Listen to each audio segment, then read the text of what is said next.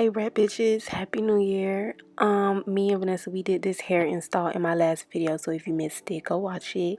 And one of my new year resolutions is to help as many people stop doing their makeup ugly as possible. So in this video, I'm gonna be doing a makeup tutorial. I clipped her hair back with some cotton pads and some clips to protect her hair from getting like lines in them. And now I'm testing out two different foundations on her skin to see which one looks best. And if she were you, or if you were doing her face, which side would you choose? Which foundation would you put on her? The darker one or the lighter one? To clean off the makeup that I just tested on her cheeks, I'm using some micellar water and some exfoliating pads all over her face, just in case she has oil or excess dirt. I'm using the e.l.f. Power Grip Primer to prime her face, and I basically put this product everywhere except for on top of her eyelids.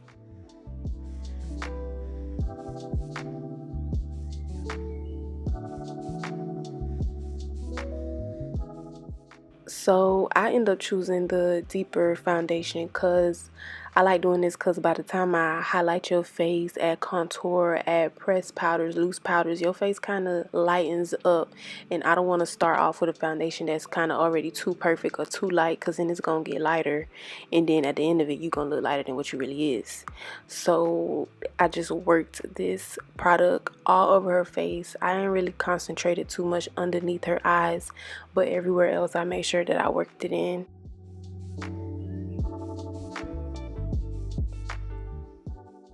Girl, I didn't let go of this LA Girl concealer yet. I don't know, but I just like it. It just does it for me. But when I put this product on a face, I like to start off on the sides of a nose and apply it underneath the eyes, pushing it back towards the hairline, and then I just fill in the rest. I smooth it out with the concealer brush that I'm using to apply it, so that when it's time for me to like blend it out, the product is kind of already where I want it to be.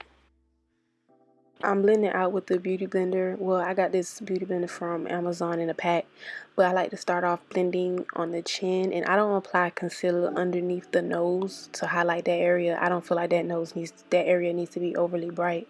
So whatever is on the sponge after I blend out the chin, I just add it above the mouth, and then I work my way up. I blend out the nose, the forehead, and then under the eyes. You can see like the hairline the concealer is not really blended up into her hairline, and I'm not really going to blend out the edges of the concealer underneath her eyes either, because I'm not really too focused on making sure that the perimeter of the highlight is perfect and that it's blended out. You can't see it because I got a trick for that. I like to blend out the under eyes last because it dries down a little bit while I'm blending out everything else, so it becomes a little bit more full coverage. And I feel like when I blend this out, I'm using a really light hand. I'm not beating this into her skin. I'm just trying to make it look softer, make the lines look softer. Now for a little bit more brightness, I'm applying this LA Girl concealer on top of the last LA Girl shade. The last shade was fawn, this one is almond. No, not fawn, the last shade was chestnut, this one is almond. Like, fawn is a nice color, but you don't always have to use fawn. Like, LA Girl got like 50 colors. It could be another color that might look better on your skin, but you just stuck on fawn. I feel like when I blend with my sponge, I use a very light hand. I'm like bouncing this on her skin because there's such thing as over blending. It's a sponge, so if you ever look at your face and you're wondering like, damn, where did all my makeup go? Girl, you soaked it up in the sponge. Take it easy. Use a light hand. And I also feel like we need to start taking a little bit easy with how much brighter we make our under eyes. A bright under eye is cute. What the girls on TikTok don't tell you is that they do not look good in flash photography. If it's already so bright without flash, what do you think it looks like when light hits it? It looks terrible. In the beginning, where I said I don't really worry about the edges of the concealer too much because I have a trick. This is a trick. I take my foundation brush that has the foundation already on it, and I go around the perimeter of the concealer with this so that the foundation shade and the concealer shades could just fuse into one, and you won't see any harsh lines around the face anymore.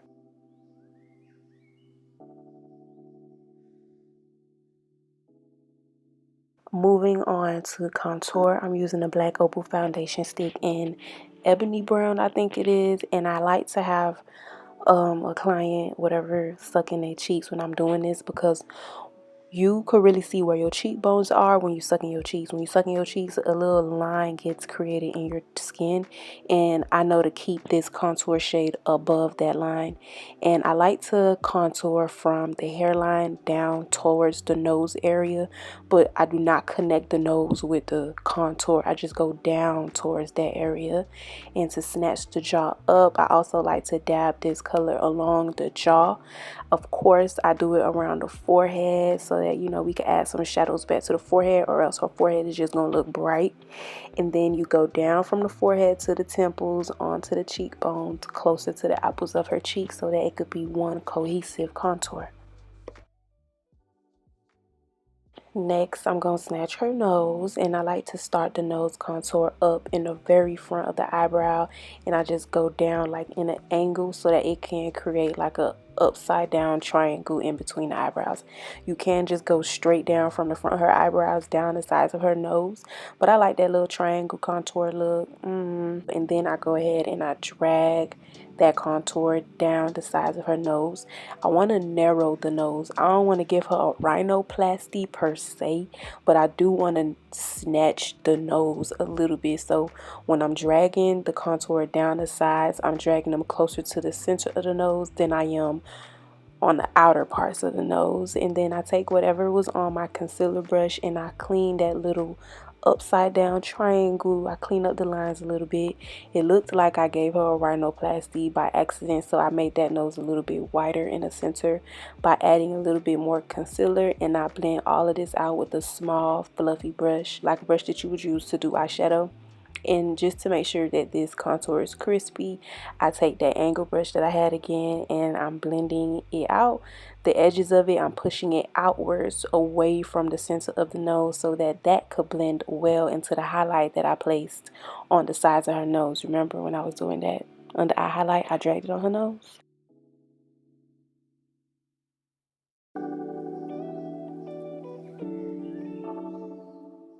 Yeah. Next, I'm going into my favorite part, which is blush, and I'm using the e.l.f. Putty Blush in the shade Caribbean. It's like a really pretty red, warm red. I love it on deeper skin tones, and I'm just going to build this product up. I like pretty much applying it from the tail of the eyebrow, the outer tail of the eyebrow, down to the apples of somebody's cheeks. And I'm going to overdo this product. The more blush you use, the better, honestly, because then I'm going to put powder on top of it. You're not even going to be able to see it in a second. So I'm going to make sure I kind of like mud it, but not really mudding it. I'm putting just enough.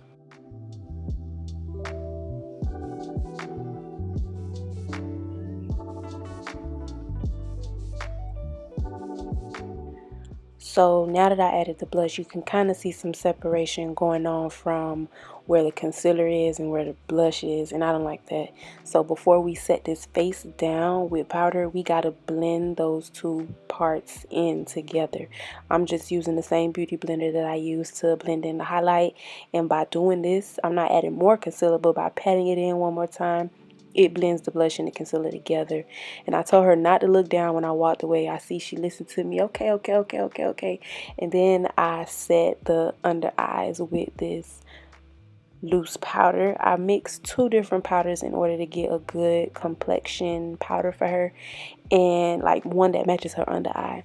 And when I do this powder, I set. This is not baking, this is called setting. That's when you completely press the powder into the skin to where you can't even see it. It sets it down. At first it looked shiny, it looked wet because it was cream and liquid products underneath, but now you got to put a powder on top of it to mattify it. After I blend that powder in completely, next I go in with a thicker layer of that same powder blend, and I place it just down in the same area where I pressed the powder in the first time. This time I'm not going to press it in completely. I guess you can consider this baking, but usually when people bake they use like way more powder than that, which I mean you can if it's your thing, but that just hasn't been my thing for a while now. And then I move on and I do the same thing to everywhere else that I highlighted the face. So I put it on the chin, but initially I had too much on the sponge. I dabbed some off on my hand and I added the rest above the mouth. And then I went back to the chin and I pressed that in completely. Then I moved on to the center of her forehead area. Whatever is left on the sponge, that's what I put on the nose. I apply it on the contour and I apply it down the center of her nose, but I don't pick up any extra powder to set down the nose. Actually, I said that wrong. I do use more powder to blend out the nose, but not the center of the nose and not the contour.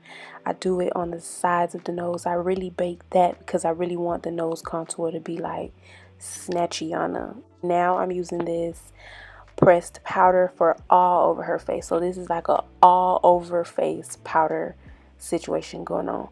I use this powder because it's the closest to her natural skin tone, and I put this everywhere else that I did not put that loose powder mixture that was on my sponge. I put this over the blush, over the contour. I blend around the perimeters of the highlighted parts of her face, and I really work this product in. Her cheek was like shiny because it was still wet with the foundation, the contour, the blush, but this powder is going to make sure that I mattified the rest of the face without changing its color.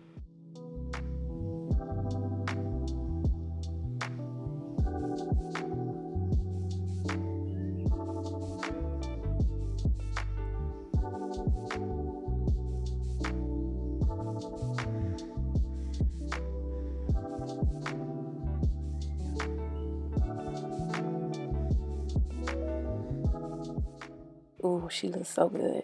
But in order to intensify that cream contour that I placed down above her cheekbones, I'm using a powder that is a few shades darker than her natural color to bring that contour out even more with the powder. So the same place that I placed the cream is the same places that I'm going to be placing this powder. The only thing is that I'm not going to be placing this powder on her nose because I feel like I get enough color payoff, I get enough shadows added to her nose contour with the cream. I don't need to go back and add some more powder on this nose because that's when the nose contour start looking so harsh to me. So I'm just running this powder everywhere else. So that's on the forehead, the temples, down to the cheekbones and her jawline. This next step does not look good on everybody. Sometimes too much of a chiseled face start making people look too strong in the face, but I feel like it looks good when I do it on her. So I had her sucking her cheeks again. The line that gets created in her face is where I swipe the powder over, and that really just chisels out the cheekbones. If I may have dragged a contour shade lower than where it should have been, that cleans it up. This is optional. Well, everything I do is optional. Do your makeup how you want to do your makeup. But after I go ahead and chisel out the cheekbones, I like to pat some more powder on the cheekbones now that I know exactly where that contour is going to be, and it just intensifies it a little bit more. And I also add some to the jawline just because I love powdering down eyebrows before I actually fill them in. When you do eyebrows last, all the liquid and cream products that were surrounding the eyebrows can prevent you from actually seeing the color of your pencil once you go to fill your eyebrows in. So adding powder to them, make sure that you will be able to see what you're doing. Make sure that the product is not just going to be moving around the eyebrows when you're trying to fill them in. It's actually going to be matted down. And this is my first time using a black pencil on anybody. I've used a espresso shade pencil on pretty much all skin tones that I'll be doing, but I just want to see what the black looks like. Her hair is jet black, so I was like, let's try it. But I feel like next time I want to try outlining the eyebrow with the black, but filling in the inside with like a dark brown espresso. I feel like that's going to be cute.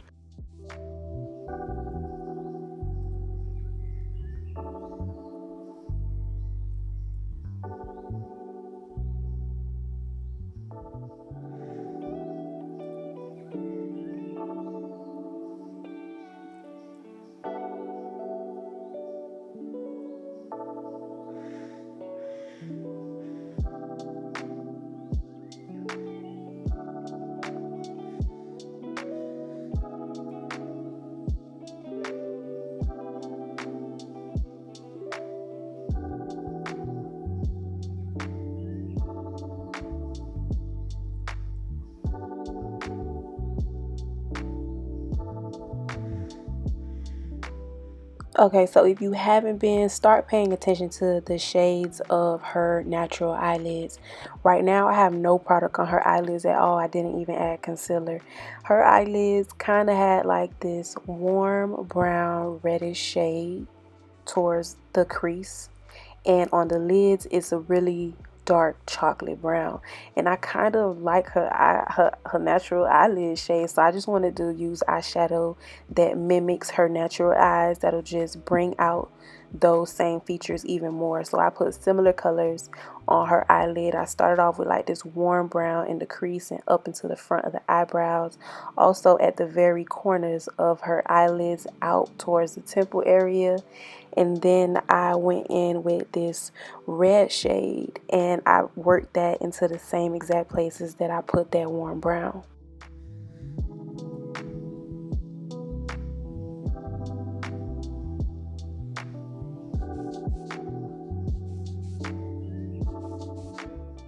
The last shade that I picked up was this deep chocolate brown, and I put that directly on top of her eyelids because that's what her natural eyes pretty much looked like. This is just intensified because I got color on top of color. But in order to blend out that deep chocolate brown on the eyelids, I went back to my first shade and I blended out the edges of that brown.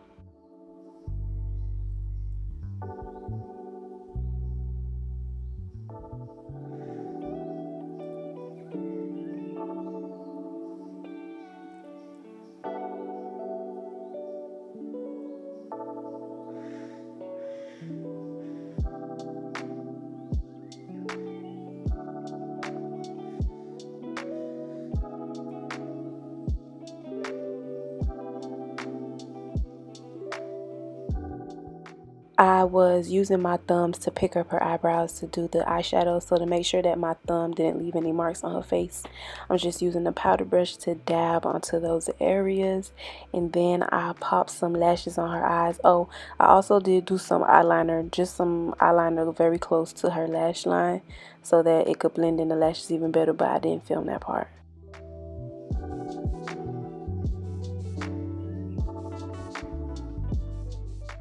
This is a Juvia's Place blush palette. Everything that I use is linked in my description box. And I picked up this red warm shade and mixed it with the fuchsia pink in order to bring out that cream blush that's underneath. It looked like I put on a lot of cream blush in the beginning, didn't it? But after I put on powders, it like, I don't know where it goes, but you could barely see it anymore. So to bring that color back, I just go with some powder blush in the same areas. And I also like to add some around the forehead highlight. I don't know why, but I just do. If I could add blush all over the face, I would.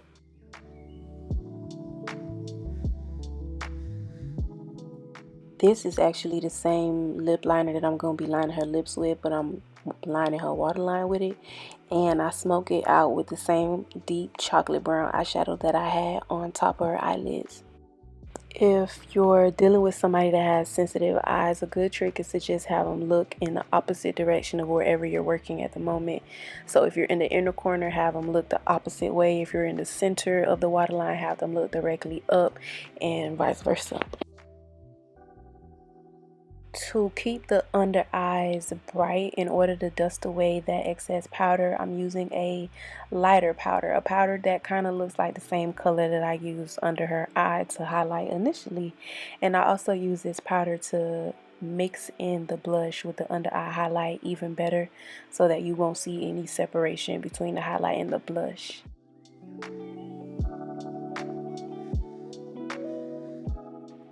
Now, let's say you feel like the blush is blushing too hard or the under eye highlight is too bright. You just go back in with that all over face powder, the one that matches your regular skin tone, and you blend everything in with that. And you also can dust away the cheekbone like powder away with that too, because this is the powder that is close to her skin tone. It's not going to change the color of anything. It might just diffuse some colors if anything, and it did diffuse that blush a little bit too much, so I'm gonna put it right back. Thank you.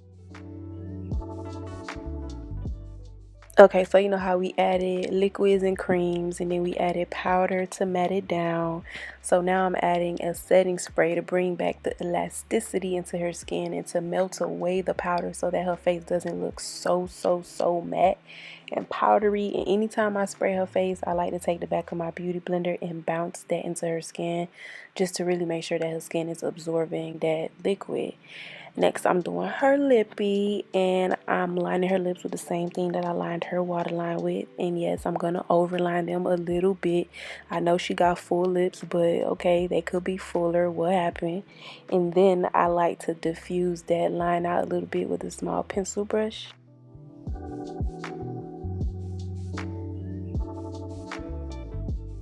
So the first shade that I'm adding in the center of her lips is a NYX soft matte lipstick. I think it's Abu Dhabi, I don't know, but I put it on with a lip wand. I have her blot her lips together to blend it in for me, and then I go back in and blend it in a little bit more myself.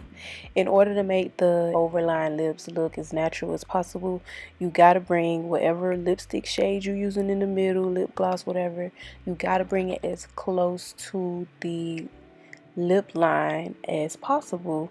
And then I added another shade in the middle, and I basically worked that in the same way that I did the first one. I know sometimes people be over like the pinky nude shades, but this is like such a nice nude brown combo for a deep skin tone. Like, oh my god.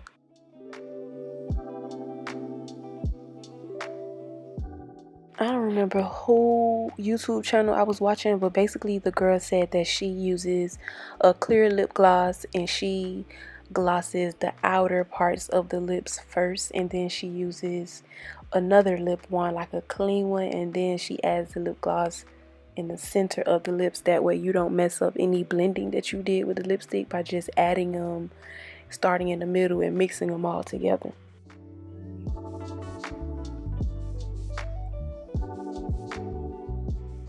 To blend her real lashes with the false lashes better, I'm just using some mascara, and I also add some mascara to the bottom lashes. I like heavy bottom lash mascara.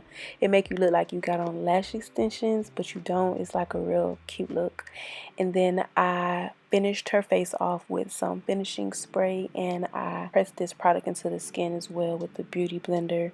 The last thing I did was put some Got To Be on her eyebrows, just so we could take this transformation in. I added a clip of her before face, and this is the finished product.